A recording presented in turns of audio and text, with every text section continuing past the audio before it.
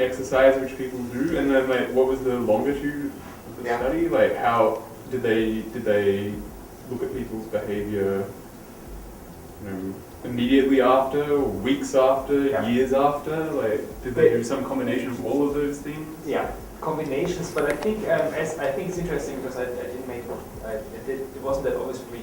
They hardly ever look at behavior. They really look on self-report. Yes, and like self-concepts. Like, how do you think about yourself and others, more or less? Like, that's more the question than a measurable behavior change. Usually through a questionnaire? Or through interviews? There were some of the questionnaires, some of the interviews. But I found the questionnaires a bit strange because, like, as we said, like, the questionnaire on who are you, like, is of course you have much better results in the sense of you can sell them easily. Because you say, well, this many % say that, but I don't see the point of doing that. Well, if I recall, Kurt Squire's stuff is multiple interventions, where because he used to be at MIT and I'm more familiar with his work. It was about using civilization to teach kids about history, but a lot of his observations were vocabulary, about how these kids were picking up vocabulary, not all that different from that what words our students come up with after they've done this, they've gone through this process. But it was over a long period of time. It was multiple sessions. Very good example, because Squire and Steinkuhler now, if you look at that, they look at reaction framing level. They're interested in, for instance, literacy. Do people improve the form they use vocabularies? Do they? And now, for instance, they make this serious game in Wisconsin about their lake that is solely poisons. But they more or less try to get the framing aspect. So can kids frame the learning experience to the lake, and can they transfer it? Like, they don't talk about transformation. They're not interested in if people really change their sense of how to treat environment or something. So what I like about that's one thing I like about Squire and Steinkuhler, that they really know what is doable with the game that they design and stay in that area and between 1 and 2. It sounds like they're pushing a little bit further just by going to transfer. Yeah. What the testing is transfer. Yeah, in the moment, yes. It's also I've watched them very interested in because I can see especially they design their own game, right? Which is hard for me to even when he talks about the serious games design now, I'm like I'm not sure about that, but we'll see.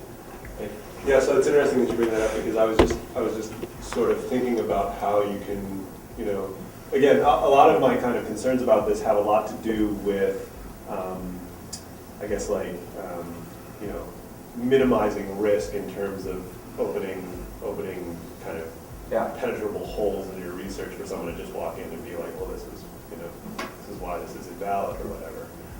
It seems like the framing spot is actually what you're kind of most interested in, just based on what you're talking about, right? Because that's where there's this massive gap between what a designer tries to do and the experience. It's sort of what Sicard was talking about. Is like designers are suggesting that they can control how you are going to how you're going to contextualize your experience of something that you really, like the player is coming into this.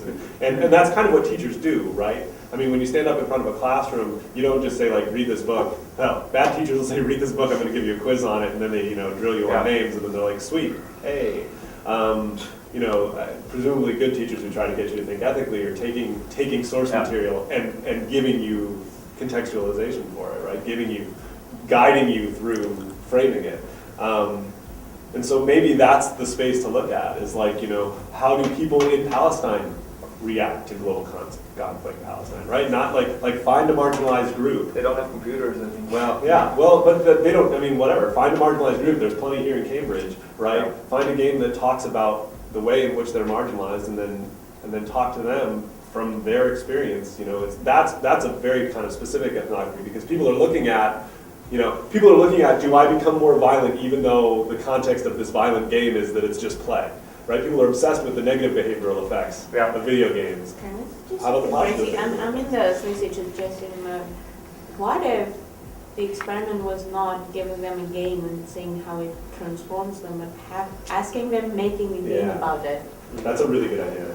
It's like, is the transformation we're thinking about games as a transformation Yeah. tool because they provoke certain Yeah. behaviors. What if the reflection is actually making the game itself? We discussed it already. I think Because that's the Augusto Boal Yeah. thing, that's where it comes from, the intervention exactly. is from enacting your own, But- it's kind of like twisting Gonzalo's I theory, like the isn't it? idea, and I thought about it. Like it would be, but I would say for me it can just be combination with other stuff because if I just do that, I do exactly what all the others do. Yeah. Oh, this is really a Yeah. problem. So why don't we just design games? And now we design with the kids games and so I think it would be interesting to, for instance, do a workshop and in the end they design their game and combine that and, Yeah. and Well, if Yeah. you have a board game, you can have like what Boda's talking about, a black box, you can't really see what's going on. Or it could be a critique of the game Very. itself. It's not. Yeah. It's not really It's not like does this game change your behavior, but how would you make this game so that you would Yeah, it would change other people's behavior because it's your problem? yeah. But don't you think it would be? I think from my perspective, it would be interesting to combine it, or even have again a test group that does that and another one that doesn't, and then see how that changes. can you bring up your research questions slide? Yeah, of course. So we've been talking about the study on players, but in the research questions, you're talking also about the designers. Yeah. Were you thinking of study, interviews? Is that background research is talking to designers? So no, I thought because that's what when I wrote about it, I think I got more and more clear that I'm always referring to people like August and Frasca. Because have you talked to Ben Sawyer at all, or any other any other people making commercial serious games for? I have not talked to Ben Sawyer about that, but I think Because when they're making a game, they're not making it in a vacuum. I mean, they're making it for a curriculum that already exists, so there's already a contextualization happening. yeah. They're making it for there's an assigned metric that the government has for what games do what. That's one of the things why if you were doing social justice, if you were doing medical, if you were doing more military, or other things, you have that kind of background to rely on. Like somebody else has already done that stuff, you could take a look at that and then ask questions based on that rather than having to do all that work yourself as well. Yeah. First of all, so I think I realized that I think I would really have to research with the designers and make clear what they wanted because like the graph I showed you, like it would be interesting for me to kind of like scale them there and say, okay, I just provide content. I don't care about how the learners transform, and others will say, no, this game is solely about transformation, because this is how we reach it. But you're suggesting now, so it would make sense to like look at medical games because because the material is already here. Well, it's just if having a metric to rely on for your Yeah. player study is important. Yeah. There already is one that exists for these other games. The funny thing Whether or is, not that's useful or whether or not it works, I have no clue. the funny thing is, I think it would be easier, and I totally agree. And most medical studies don't have quality aspects, for instance, so I could even combine that. On the other hand, it just makes me sick to go to the Games for Change conference and see people selling their stuff to people that don't know anything about it, and everybody's saying, yeah, well, we don't have any research, so why don't we spend? So maybe it's the clever decision, what you're talking about. Yeah, although I think the doing all social justice might be, like Claire said earlier, it is a sexier one. I am personally more interested in knowing about that than I am about this other stuff. But just for when you're talking about your Yeah. research and the time frame you have, Yeah. the funding pattern or whatever, that might be more useful for you. Just to give you an example, like when so what's the Games for Change conference last year, and the beginning I enjoyed it. Then there was this woman from American Aid, and she it was clear you could smell the money, and she was surrounded by people all the time, and she was like, and then there was a moment I think she was we played a card game, and she walked up to us and like, hey guys, one question, do kids still play card games? And I was like, yes. And he's like, everybody here tries to sell me a digital game. Yeah. And to be honest, the states where I want to go to, they don't even have power. We don't even every time she brought it up, people were like, no, but you can do it this and that way. Nobody really wants to talk with her about the problem that they can find a different solution for that. And I thought, and then she was like, so is there any research? And I felt like, no, I cannot even say that there is research going on about that. And you know, and it was more or less who can convince her of a better idea and get the money out of her. And that was kind of like my starting motivation. And I was like, wow, we need to do something here. Well, some of the things that Ben has mentioned in passing echoes a similar yearning for studies like this. He is going to be at GDC, so I would suggest following up with him there. As well as the designers that you want to talk to. I mean, Noah Paulstein comes to mind as a person that has kind of put his chips into serious games, but asking him what he thinks his games are capable of achieving. And what now that you say it, what I could really do, or what I can, because you know, when I think about it from a different perspective now, it gets obvious that there are different research questions in here. Like so, even you know, whether I use ethnographic studies or qualitative interviews or whatever, to kind of like, for instance, start to interview designers what they thought they would do is something that I can do no matter where I'm going through with the whole thing, you know? To kind of like, because what I still have is this theory behind it. I can like the grave of the designer is something that feels very important to me, because I cannot just say that August thought it is like that, you know, and Flanagan or something, you know, because like there are 5 people and there are about, I don't know, like 100 designers out there that do their stuff and don't even read their stuff probably, you know. It just brought up to mind though, I mean, Mary Flanagan's a great example, right? Because her lab made a game about layoffs in the economic sector, right? And there are articles, people were pissed, right? So she made a game about a topic that was relevant and people were losing jobs, right? And people thought she was trivializing it with the game. And so like that's a really interesting thing, right? Like what happens there in that little microcosm of here's a relevant social issue that people have differing opinions on and people are reacting to this game, right? And some people think it's great, some people think it's terrible, right? I mean that in and of itself deserves study, right? And so like I think part of the problem is social injustice is so broad, there's so much of it. That again, it's one of those things where, I mean, you could do like healthcare issues in America, and that could be a 3-year research project. You could actually just do Palestine. I mean, you could just do Palestine and try to go there and play games with Palestinians. You can get me there, sounds fun. But there's when I'm thinking about any of the social justice games that you brought up, one, there's Peacemaker. I'm thinking about board games, it's not necessarily a serious game, but Labyrinth, War and Terror, and there's plenty of games about that topic. If you narrow it down further. Also, see, but Train is so easy because it's easy for people to just be like, Holocaust is bad, right? Like it's so easy for everyone to be like, genocide is bad. And it was 50 years ago, and we built that Nazi so well that it's like, you know. It's the Abraham Stein killing rule. Right. If the game tells me that to win I have to kill kittens, I'll kill as many kittens as necessary. But Peacemaker is an excellent one to look at in that it's such a black box. You don't like I played it so many times I still don't understand how everything affects itself. So is that an effective game? I don't think so. Because I can't see what's going on. But it shows multiple aspects of it. You're doing bad things here, you're doing good things here. It's not telling you what you're doing is good or not. So I think that would be like, okay, so one thing is kind of like the designers. What were they thinking they're doing? What do they think learning is blah, blah, blah? What are they aiming for? The other one was also like really looking at games and kind of like, because there are games out there that just provide content and games that are providing a frame, and there are games that like Global Comic Palestine really tries to get to transformation. They really have like this with an article, and then you have like this learning materials with it.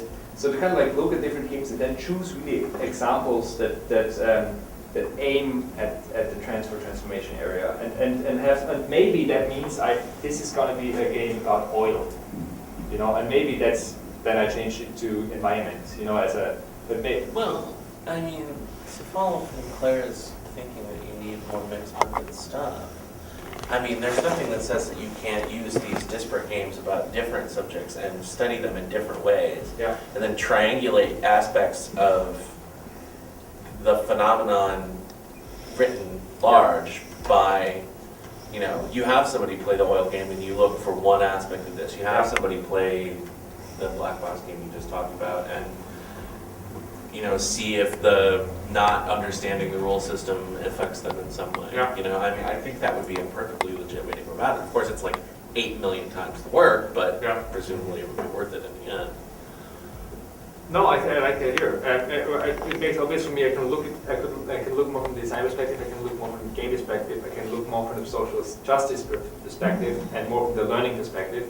And I think social justice, as we talk now, appears to be too broad to look at it through that. And Yeah, sorry, just one last thing that popped in my head, just thinking about the examples that you said. I think also there's a bit of a distinction, and it's a murky one, between game designers who are making games that are a statement, like September 12th, and game designers that are making games to try to engage in discourse, right? I mean, the ones that are engaging in some sort of discourse are obviously going to have a stance as well. Yeah. Right? But then there are the people who are trying to make these, quote, art serious games, like the McDonald's game, all the stuff that Paul Pedersini's doing, that's more of trying to create change by saying, this is bad. I mean, that's targeting social injustice, right, in its own way. But he's got a stance. But you were just reading Paul's statement about September, like it spills over in the world. Like he totally wants people to change. Like it's not a statement. Like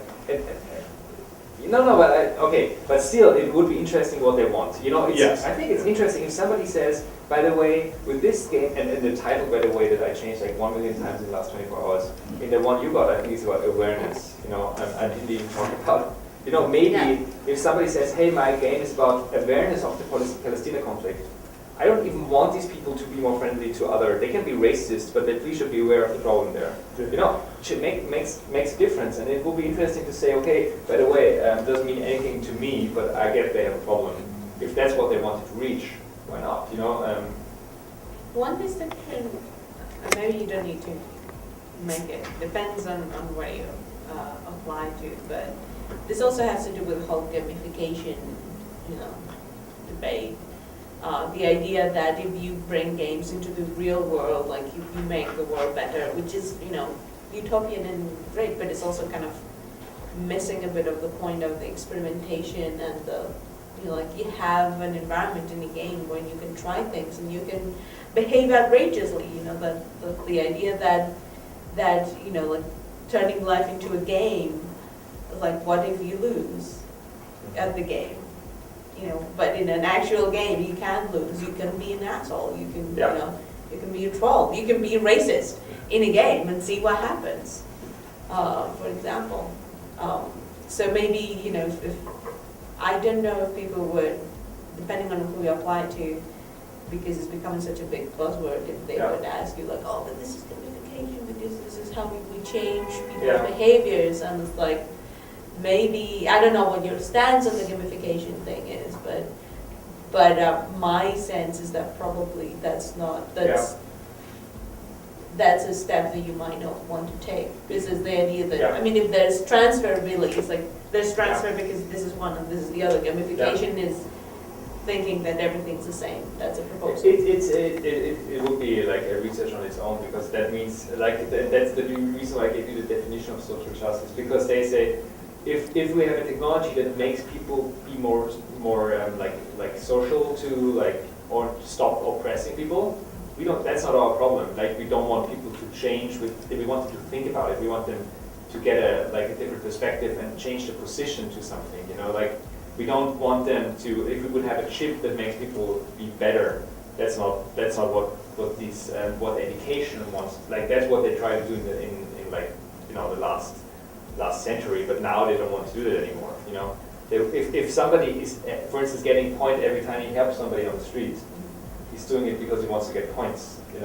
And I think it might help that more people are helped on the streets. But did these people really think about differently, or did they just do it to get the popcorn cheaper in the cinema afterwards or something?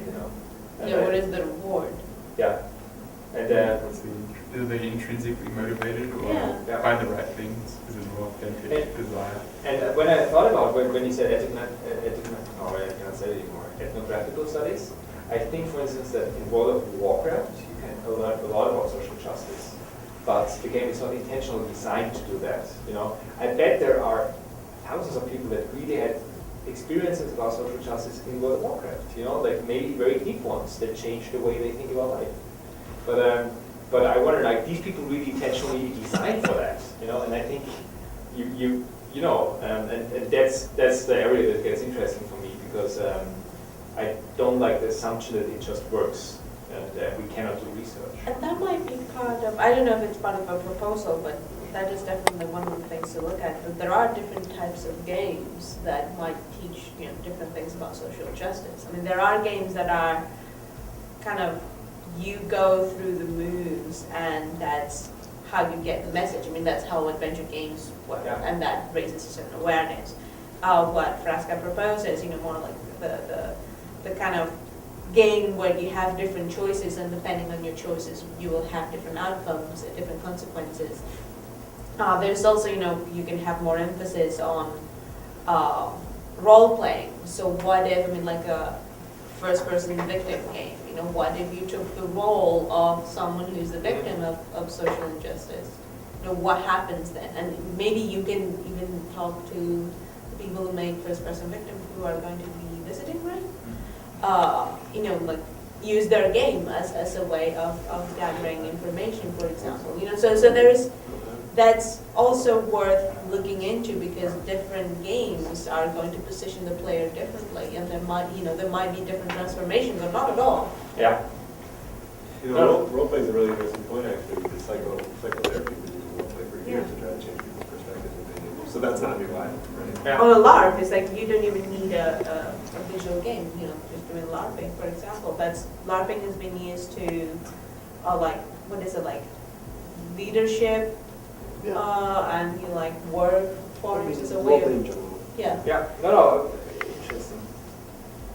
and theater games in general. I think it's No, and that could also mean I focus on serious games that offer the opportunity to roleplay the character, you know, and with this, and you know, like this is, I like that idea because that, like, of course you can analyze serious games at that level, but it would again like take a different piece of the cake and make it smaller, because so I'm interested, does roleplay Also, I'm just thinking that, you know, the whole role playing can also be dangerous because of the Stanford prison experiment.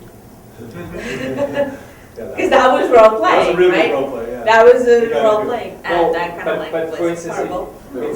it's a difference, for instance, because like to be honest, one thing that I thought in the beginning of is, I think, for instance, like a game like Tropico or something, you know, like where you see the effect of a system when you kind of like try to ruin it and what happens to people, you know, is a completely different learning experience than if I play a soldier in Palestine, or if I play Palestine, if I play a journalist who is interviewing, you know, I use different game mechanics, and thereby, and here we go again, thereby I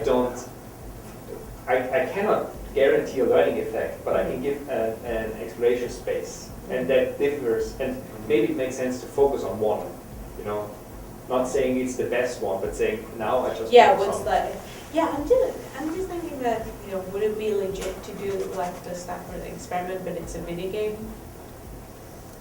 You know, would it have the same effect? Because if it did, I mean, if it does have the effect that the Stanford experiment had, that's kind of unethical in a way, because it's like, wow, video games can do this to you and it's horrible. Right, like if you did the Stanford experiment in Second Life or something like Yeah. that, would it have What the would- same damaging psychological effects that it had, you know, Yeah. for people locked in? More the cell? damaging than normal Second Life.